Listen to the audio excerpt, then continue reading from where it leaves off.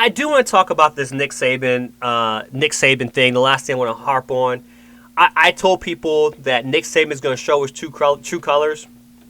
For Nick Saban to go up there and on Capitol Hill, sit next to Ted Cruz and talk about how the NIL is taking their integrity out the sports. Let's just give a little bit of background as far as what Nick Saban and his background history. I love Nick Saban as a coach. I love what he does. I love him. I love him as a coach, and I think that he does an exceptional job of developing players. If you know me, I'm an Alabama football. I was an Alabama football fan because of Nick Saban. Because of Nick Saban, I denounced my membership to Alabama this year. All right, so I'm no longer an Alabama fan. Call me a bandwagon. Call me what you want. Call it what you want. Only reason I liked Alabama was because of Nick Saban and how he developed and stood by his players. But for him to say the things he stood on for 50 years is gone because of NIL, let's get one thing straight. Ever since NIL, Alabama has had the best recruiting collectively within the past 4 years. They've either been a 1 or 2 in the top recruiting the past 4 years when it comes to 5 and 4-star players. So there was no dent in Nick Saban saying he wasn't landing recruits because he was landing recruits. For him to say that he had trouble with it or he wasn't doing that, he was landing recruits. The name himself is how he would land at recruits. So it wasn't like Nick Saban wasn't losing recruits. Let's be honest. Alabama was paying players before then. And there's been multiple stories from actual people and players that said they received money and or money from boosters or whatever from Alabama. So Nick Saban, now other teams start doing it. He's saying what he stood on. Like let's calm down, Nick Saban. Let's backtrack here real quick.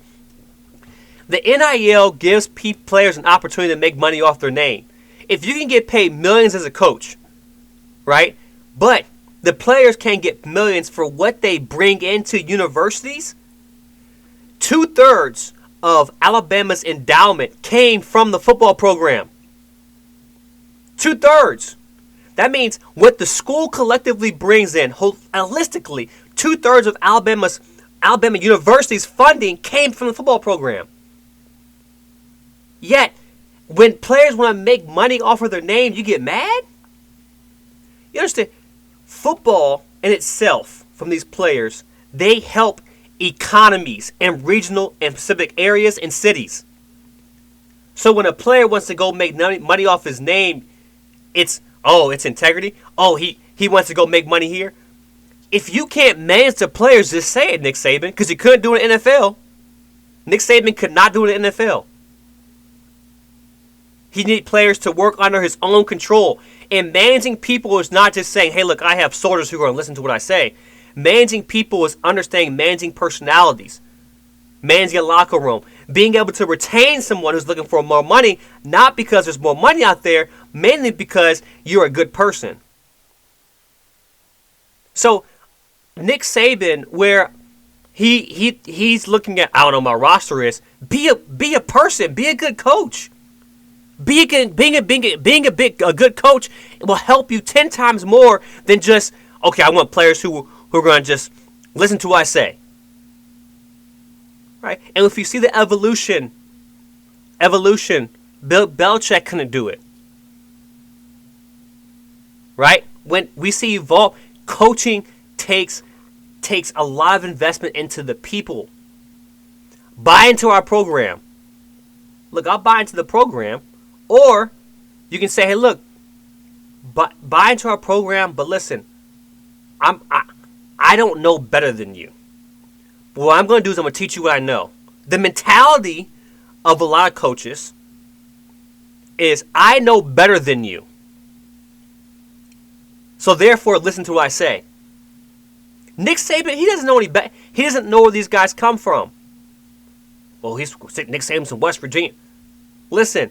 He has made a living, just like Bear Bryant did at Alabama. They have made a living of stealing players from Florida. Bear Bryant stole players from HBCUs. He was the first one to do it at Alabama. That's why he was so successful as a coach. Not because I don't think he was a great coach, because he was taking players from HBCUs and offering them money. This is the same thing Nick Saban did. He makes money off the people who are trying to feed their families. So you sit, yes. So he sits in their house and says, "You buy into our program. Look, we develop. I'll be a better man, and make it to the league, etc. Great." But now, when you start managing that, when guys start leaving, let them leave. Trust in who you are. But for him to go on Capitol Hill after going on Capitol Hill and then sit here and lobby, and we've seen it. Look at Tommy Tuberville. Right? We've seen these guys forget who they are. And I tweeted this. I said, Nick Saban is about to show his true colors. But to think that NIL is killing football because you don't know how to manage a roster, that's on you, bro. And at the same time, you benefited from this before everyone else did. So, and other schools are paying athletes as well too. So it wasn't just Alabama. Other schools are doing it as well too. But for Nick Saban to go on Capitol Hill and talk about the NIL, the NIL is inevitable. It's going to happen. It's going to happen regardless. And players should get paid for a name and likeness, especially if they're going into a game and they see someone with their jersey on and they're not getting those proceeds.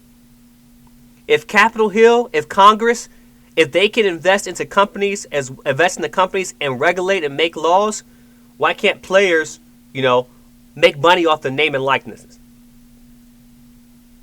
If Congress can sit there, regulate, make laws, vote on bills, but players can't make money off their name and likeness, then that's just insane.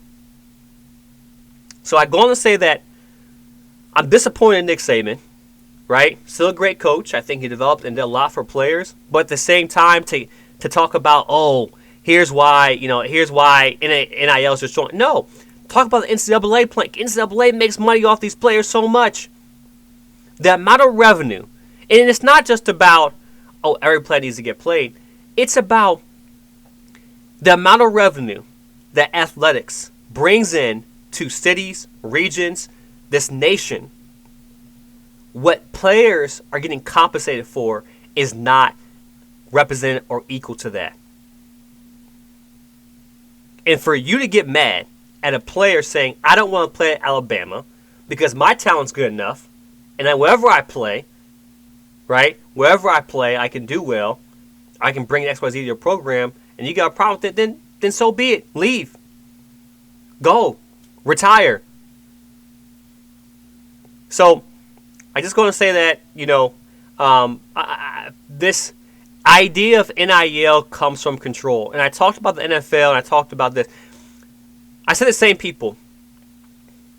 The main people that are complaining about the NFL, that don't like the NFL, the players wanting money, etc., blah, blah, this, that, are conservative Republicans who don't like seeing black people get money. Plain and simple. And now that it's starting to trickle down to college football, which was so sacred to white people, because black players are playing for the fun of it, the will of it, the NIL is trickling down to it. They're getting mad and trying to sustain the control that has happened in college football for so long. It's changing. People are getting paid for their worth, and we have to realize that. And for me to get upset because somebody wants to play somewhere else, this is their decision, is completely selfish, and me continuing to suppress what has been happening for years and years to come. This is it, plain and simple. Why do you think there's such a divide? If you ask a lot of people who are conservative Republican, they don't like the fact that NFL players are getting money, so they watch college football because the players are playing for the will of it. But now the majority black college football players are getting money. They're getting mad because they feel they're not playing for the love of the game. They are. They just want to get paid for what they feel they want to get paid for. At the same time, what they're going to bring into a franchise is going to be insurmountable. Insurmountable. Or, not a franchise, to a dynasty or to a school. It's going to be insurmountable. It's the same reason why there's a minimum wage gap in America. I'll talk about that later. But all this NIL nonsense that Nick Saban's talking, man, just ball it up, throw it out the door. He can go on Capitol Hill all he wants. Just retire, go in a little bubble, do whatever you want to do. But your good name is starting to be tampered with. To be honest with you. So it is what it is. I just want to get it off my chest for being an Alabama fan so long. I was so upset to see Nick Saban up there and just talk about NIL. It's insane to me. All right, guys. Hey, look, that's it for Check Me. You guys, I'm out. Take care.